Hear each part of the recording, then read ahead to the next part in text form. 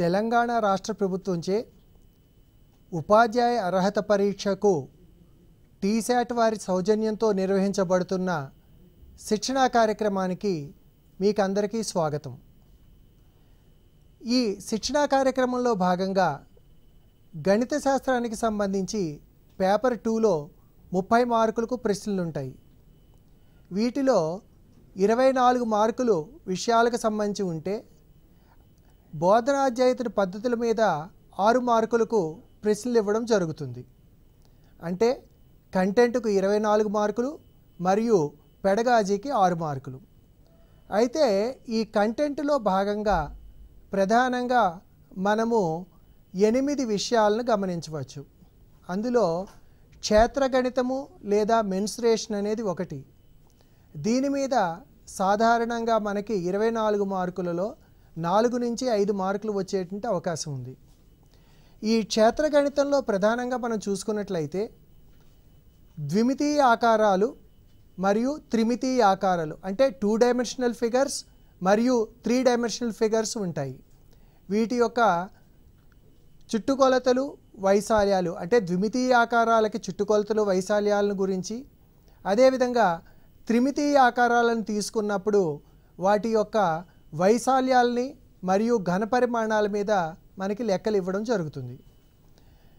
ఇప్పుడు ప్రధానంగా మనం చూసుకున్నట్లయితే ఈ త్రిభుజాల యొక్క వైశాల్యము, చతురస్రాల యొక్క వైశాల్యము, దీర్ఘచతురస్రాల వైశాల్యము, వీటి యొక్క సూత్రాలని మీరు ఆల్రెడీ నేర్చుకునే ఉండి ఉంటారు. అయితే వీటి మీద ఎటువంటి ప్రశ్నలు వస్తాయనే వాటిని మనము కొన్ని అంశాలను ఇప్పుడు చర్చించుకుందాం.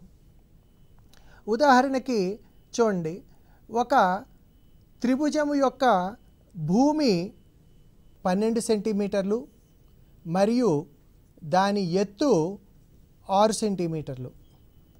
ఈ విధంగా ఇచ్చినప్పుడు దీని యొక్క వైశాల్యాన్ని ఎలా కనుక్కోవాలి? ఇక్కడ త్రిభుజ వైశాల్యము = అర ఇంటూ భూమి ఇంటూ ఎత్తు, హాఫ్ BH అని పేర్కొంటాం మనం. సో హాఫ్ ఇంటూ భూమి 12 సెంటీమీటర్లు ఇంటూ ఎత్తు 6 సెంటీమీటర్లు. ఈ రకంగా మనం చూసుకున్నప్పుడు ఇది 36 చదరపు సెంటీమీటర్లు అని చెప్పి ఆ త్రిభుజ వైశాల్యాన్ని మనం పేర్కొనడం జరుగుతుంది. సో ఈ విధంగా మనము త్రిభుజ వైశాల్యాన్ని చాలా సులభంగా కనుక్కోవచ్చు. అయితే మనకి సాధారణంగా దీంట్లోకి వచ్చేటప్పటికి ఇచ్చేటటువంటి అంశాల్లో ఏంటంటే అబ్జర్వ్ దిస్, ఒక లంబకోణ త్రిభుజము యొక్క పరివృత్తము యొక్క వ్యాసార్థము 5 సెంటీమీటర్లు మరియు దాని కర్ణము మీదకు గీసిన లంబము పొడవు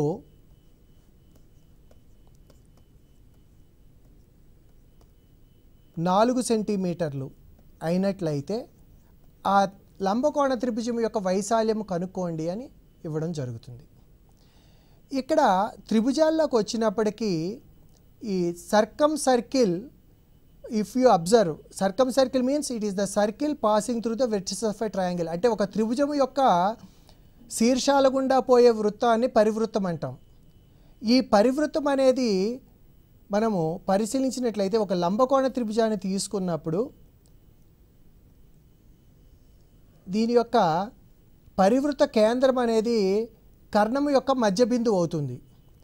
అంటే ఈ పరివృత్తం యొక్క వ్యాసము అనేది కర్ణము యొక్క పొడవు అవుతుంది. ఈ పరివృత్తానికి వ్యాసార్థం 5 సెంటీమీటర్లు పేర్కొనడం జరిగింది కాబట్టి వ్యాసము 10 సెంటీమీటర్లు అవుతుంది. మరియు ఈ కర్ణం మీదకు గీసినటువంటి లంబము పొడవు 4 సెంటీమీటర్లు ఇవ్వడం జరిగింది. కాబట్టి ఇప్పుడు ఈ త్రిభుజ వైశాల్యము ఏమవుతుంది గమనించండి, 1/2 ఇంటూ 10 ఇంటూ 4.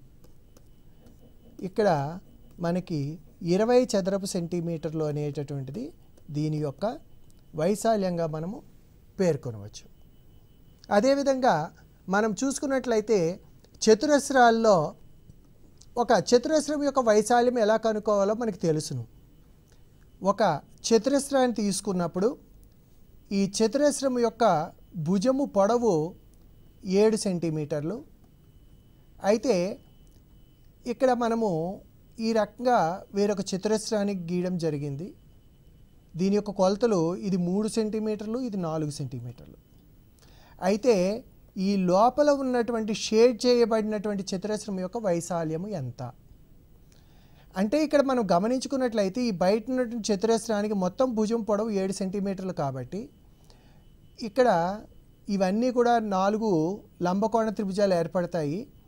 ఇప్పుడు పైథాగరస్ సిద్ధాంతాన్ని మనం ఉపయోగించుకున్నట్లయితే దీని భుజం పొడవు ఎంత అవుతుంది గమనించండి. లోపల దీర్ఘచతురస్రం భుజం పొడవు ఎంత అవుతుంది అంటే x² = 3² + 4².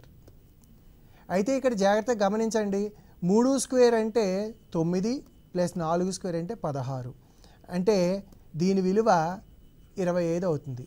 సో x అనేది ఎంత అవుతుంది √25 అంటే మనకి 5 సెంటీమీటర్లు. అంటే ఇప్పుడు లోపల షేడ్ చేయబడినటువంటి చతురస్రం యొక్క భుజము కొలత 5 సెంటీమీటర్లు. మరి ఆ షేడ్ చేయబడిన చతురస్రం యొక్క వైశాల్యం ఎంత అవుతుంది గమనించండి. వైశాల్యము 5² అంటే 25 చదరపు సెంటీమీటర్లు అని చెప్పి మనము దీని యొక్క వైశాల్యాన్ని సులభంగా కనుక్కోవచ్చు. అంటే ఇక్కడ మనం ప్రధానంగా ఏంటంటే మనకి తెలిసినటువంటి అంశాలని కొద్దిగా మార్చి ఇవ్వడం జరుగుతుంది. ఇచ్చిన అంశంలో మనం ఏమి వివరాలు మనకి ఇవ్వబడ్డాయి, ఏ వివరాలు కనుక్కోవాలనేది కనుక మనకు అవగాహన చేసుకున్నట్లయితే వీటిని మనం చాలా సులభంగా చేయవచ్చు. ఇప్పుడు ఉదాహరణకి చూడండి, ఒక చతురస్రాన్ని తీసుకున్నప్పుడు ఈ చతురస్రం యొక్క 4 భుజాలని తాకేటట్లుగా లోపల ఒక వృత్తము అంతర్లిఖించబడింది. ఇలా అంతర్లిఖించబడినప్పుడు ఈ చతురస్రం యొక్క భుజము కొలత 7 సెంటీమీటర్లు ఉన్నట్లయితే ఈ వృత్తముచే ఆవరించబడిన ప్రాంతాన్ని వదిలిపెట్టుకుంటే ఈ చతురస్రంలో వృత్తము భాగాన్ని తీసివేయగా మిగిలినటువంటి ప్రదేశం యొక్క వైశాల్యం ఎంత అంటే what is the area of the square that is not covered by the circle, అంటే వృత్తము చేత ఆవరించబడని చతురస్రం యొక్క వైశాల్యము ఎంత అని చెప్పేసి ప్రశ్న అడగడానికి అవకాశం ఉంది. అంటే ఇక్కడ మనం ఏం చేయాలి ఒకసారి గమనించండి. మొట్టమొదట చతురస్రం యొక్క వైశాల్యం కనుక్కోవాలి, దాని నుంచి ఆ వృత్తము యొక్క వైశాల్యాన్ని తీసేయాలి. అయితే ఇక్కడ మనకి ఈ చతురస్రానికి వృత్తానికి మధ్య ఏ రకమైన సంబంధం ఉంటుంది, ఎందుకంటే చతురస్ర వైశాల్యం అంటే భుజము కొలత ఇచ్చారు కాబట్టి మనం కనుక్కోగలుగుతాం. మరి వృత్తం యొక్క వైశాల్యాన్ని ఎలా కనుక్కోవాలి అంటే ఇక్కడ మనం గమనించుకున్నట్లయితే ఈ చతురస్రం యొక్క భుజము పొడవు వృత్తము యొక్క వ్యాసానికి సమానం అవుతుంది. అంటే వృత్త వ్యాసార్థం ఎంత అవుతుందన్నమాట 7/2 అవుతుంది, 7/2 సెంటీమీటర్లు. అప్పుడు చతురస్ర వైశాల్యము మైనస్ వృత్త వైశాల్యం అనేది షేడ్ చేయబడిన భాగం యొక్క వైశాల్యం అవుతుంది. సో చతురస్ర వైశాల్యం అంటే 7 సెంటీమీటర్లు హోల్ స్క్వేర్ మైనస్ వృత్త వైశాల్యము πr² అని మనకు తెలుసును. సో π అంటే 22/7 ఇంటూ r ఎంత వచ్చింది మనకి ఇప్పుడు 7/2 సెంటీమీటర్లు, కాబట్టి 7/2 ఇంటూ 7/2 అవుతుంది. అంటే 49 మైనస్ ఇక్కడ చూడండి 22లో 11 సార్లు, అలాగే 7ని భాగిస్తుంది అంటే 77/2 అంటే 38.5 చదరపు సెంటీమీటర్లు అవుతుంది. ఈ రకంగా మనము దీని యొక్క వైశాల్యాన్ని కనుక్కోవచ్చు. అయితే ఇక్కడ మీరు జాగ్రత్తగా గమనించాల్సినటువంటి విషయం ఏంటంటే ఇదే లెక్కని అనేక రకాలుగా అడగడానికి అవకాశం ఉంది. ఎలా ఉందో చూపిస్తాను చూడండి. ఇప్పుడు ఇక్కడ కంప్లీట్గా వృత్తాన్ని గీయడం, ఇప్పుడు ఇదే చతురస్రంలో 7 సెంటీమీటర్లు ఉంటుంది. ఆ వృత్తాన్ని నిలువుగా కత్తిరించుకుని ఈ 2 అర్ధవృత్తాలని ఇలాగ అమర్చడం,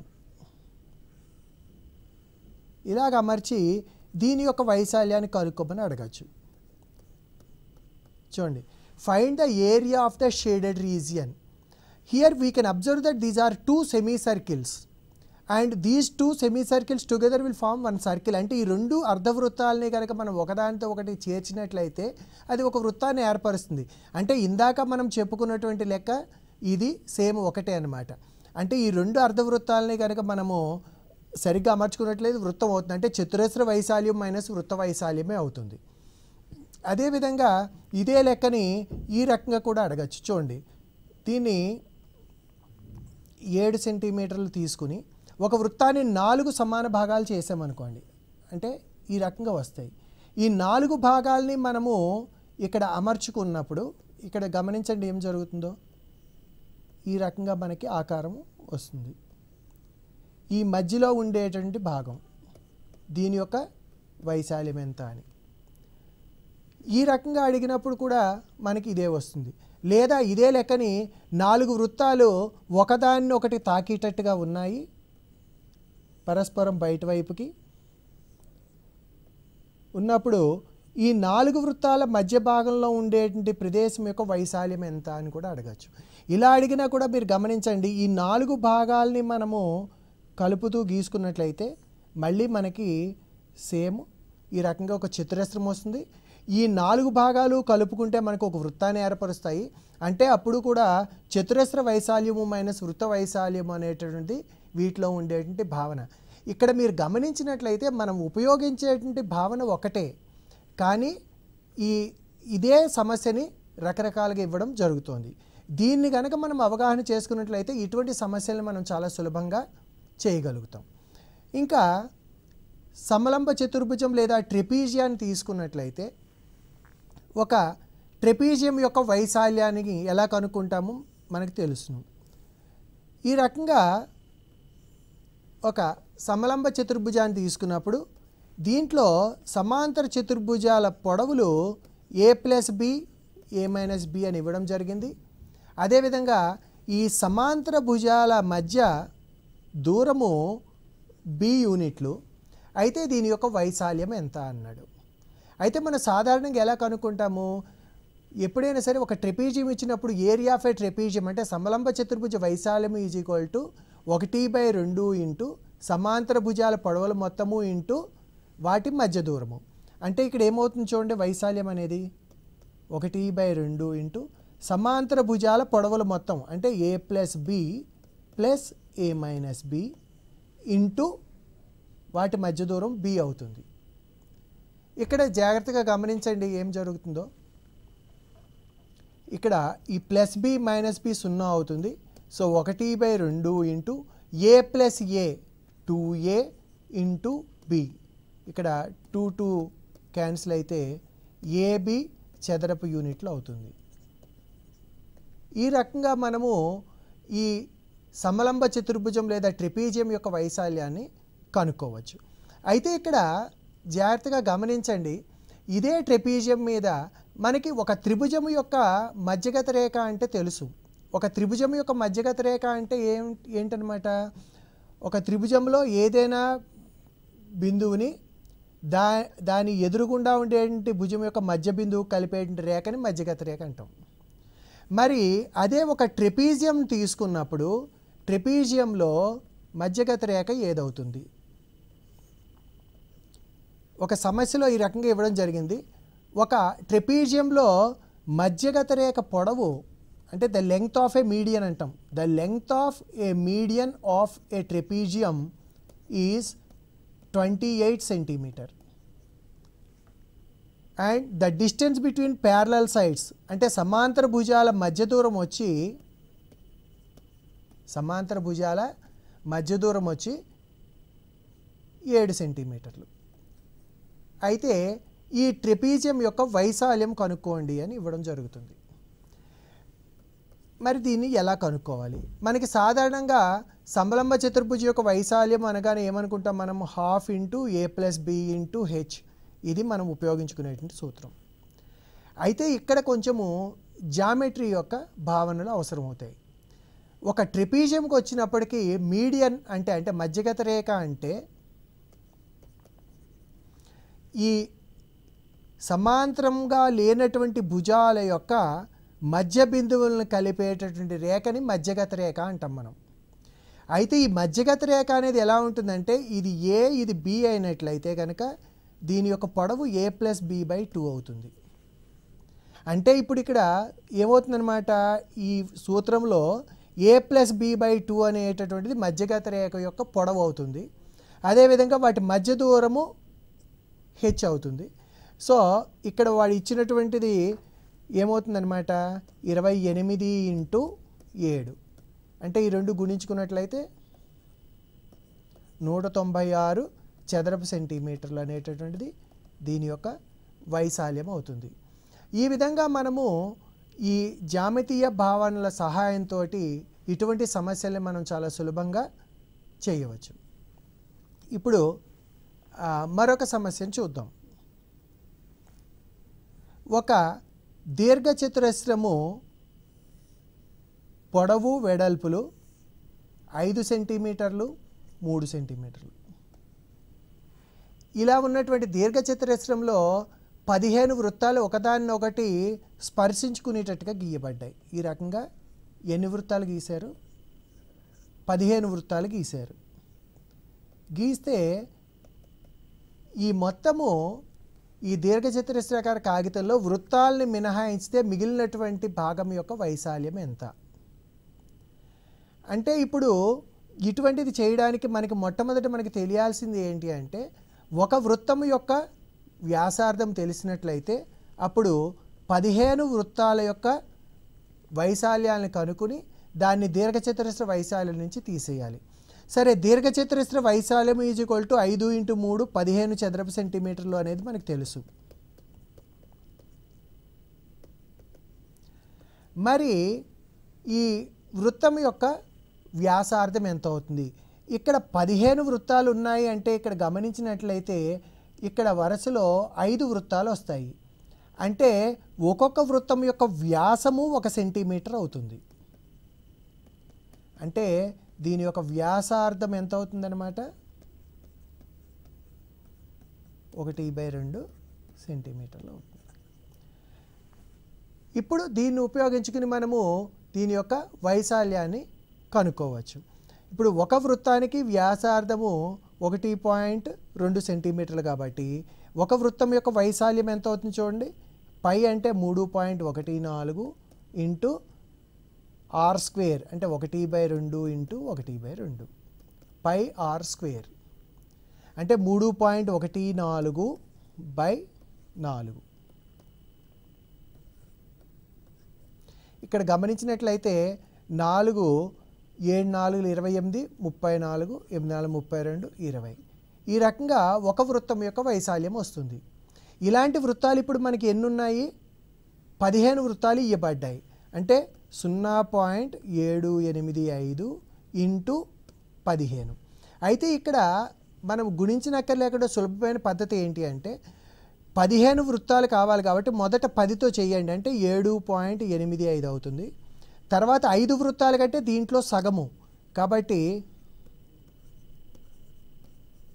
ఇప్పుడు ఈ రెండింటిని కలపండి. 11.775 చదరపు సెంటీమీటర్లు అవుతుంది. ఈ రకంగా మనము ఈ 15 చదరపు సెంటీమీటర్ల దీని నుంచి 11.775 చదరపు సెంటీమీటర్లను తీసేయాలి. అంటే తీసివేసుకున్నట్లయితే మనకి ఏమొస్తుంది గమనించండి. 15 చదరపు సెంటీమీటర్ల నుంచి 11.775.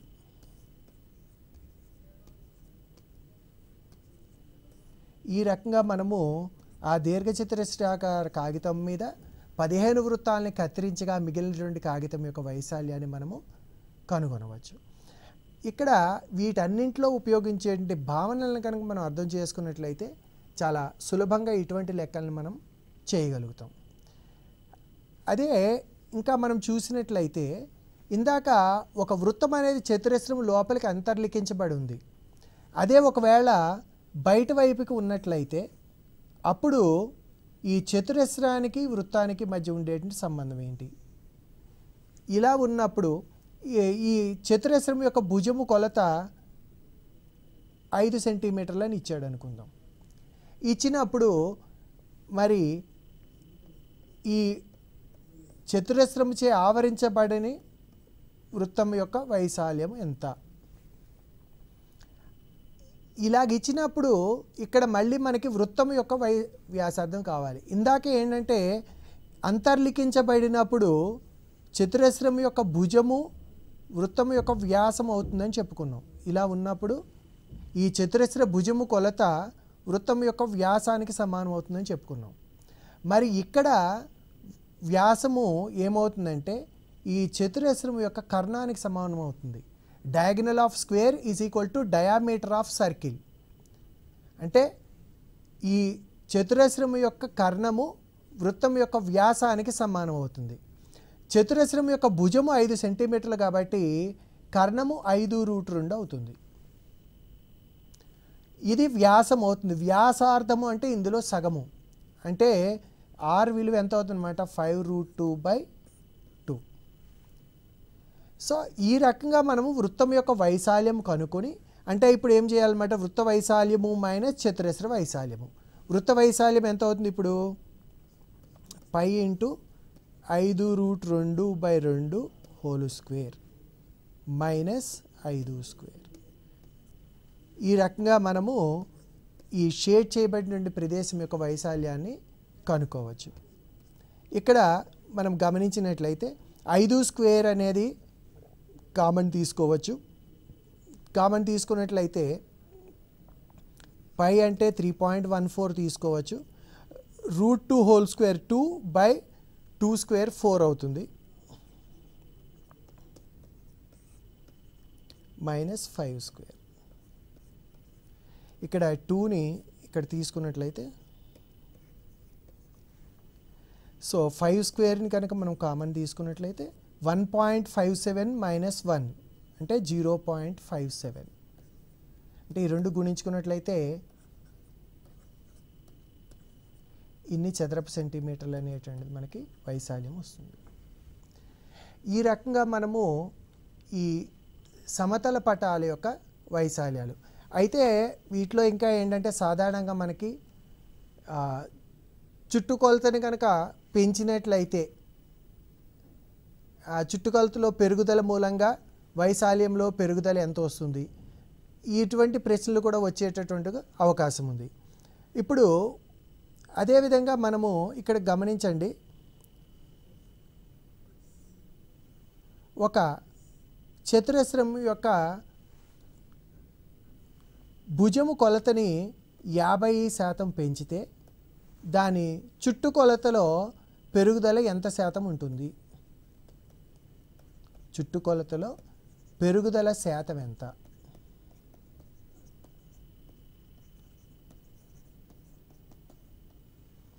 ఇక్కడ గమనించండి, అంటే the side of A square is increased by 50%.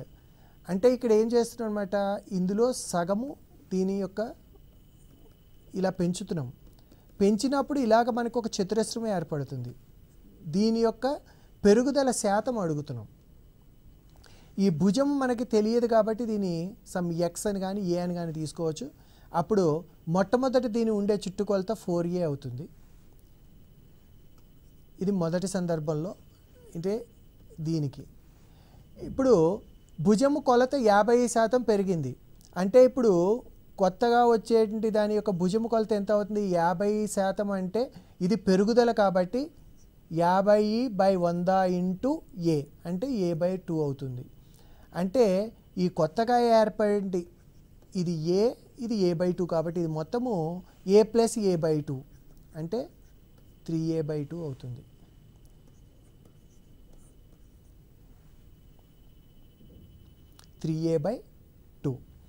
ఇప్పుడు దీని నుంచి చుట్టుకొలతలు లెక్క కట్టుకోవాలి.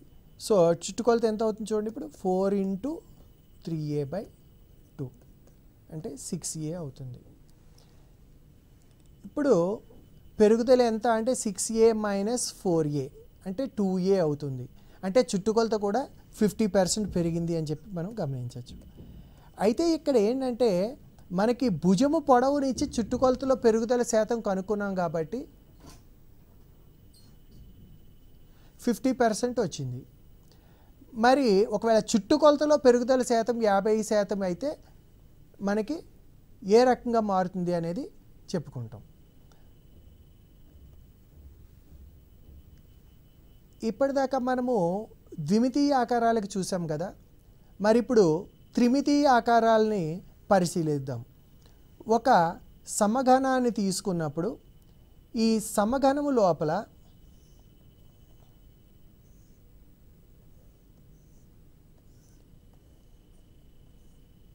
ఈ సమఘనము యొక్క భుజము పొడవు 7 సెంటీమీటర్లు.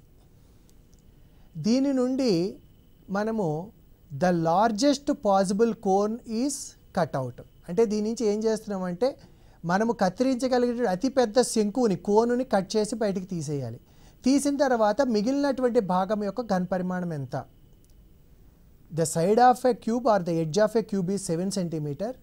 The largest possible cone is cut out from this or carved out from this.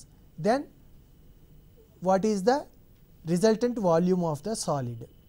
ఇలాగ ఇచ్చినప్పుడు మనం ఇక్కడ గమనించుకున్నట్లయితే ఇక్కడ ఇందాక మనం చెప్పుకున్నటువంటి భావన ఏదైతే ఉందో అది ఇక్కడ మనకి ఉపయోగపడుతుంది. ఇక్కడ ఈ శంకుని మనం తీసుకున్నట్లయితే ఈ శంకు యొక్క భూమి ఇది ఇందాక మనం చెప్పుకున్నటువంటి ఈ చతురస్రము లోపల వృత్తం ఉండేటువంటి భావనలా ఉంటుంది.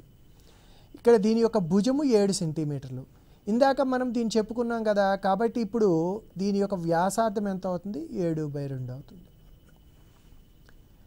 ఇప్పుడు ఈ సమఘనము యొక్క ఘనపరిమాణం అంటే ఏ క్యూబ్ అంటే 7 క్యూబ్ అవుతుంది.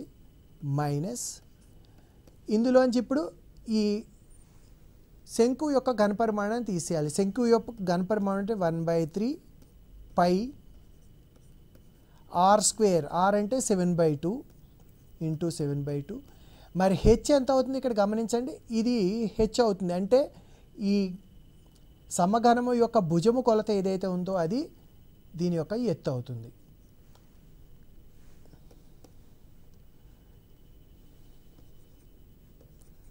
సో 7 క్యూబ్ అంటే 343 మైనస్ ఇక్కడ మనము వీటిని చూసుకున్నట్లయితే ఈ రకంగా మనకి 49 ఇంటూ 11 490 ప్లస్ 49 అంటే 539/6. ఈ రకంగా మనము దీని యొక్క ఘనపరిమాణాన్ని మనం కనుక్కోవచ్చు. అంటే ఇప్పుడు చూడండి 343 మైనస్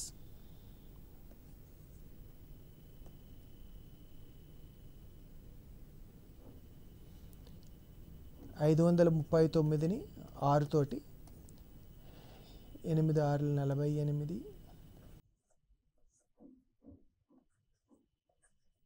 9 6 54 8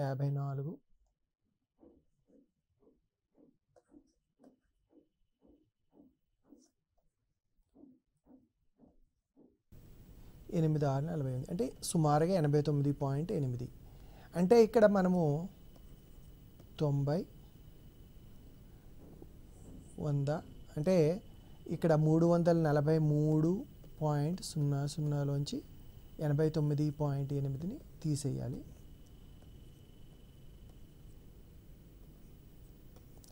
253.2 ఘనపు సెంటీమీటర్లు అవుతుంది. ఈ రకంగా మనము దీని యొక్క ఘనపరిమాణాన్ని కనుక్కోవచ్చు. కొన్నిసార్లు మనకి ఇటువంటి లెక్క కూడా ఇవ్వడం జరుగుతుంది. ఒక అర్ధగోళము అదేవిధంగా ఒక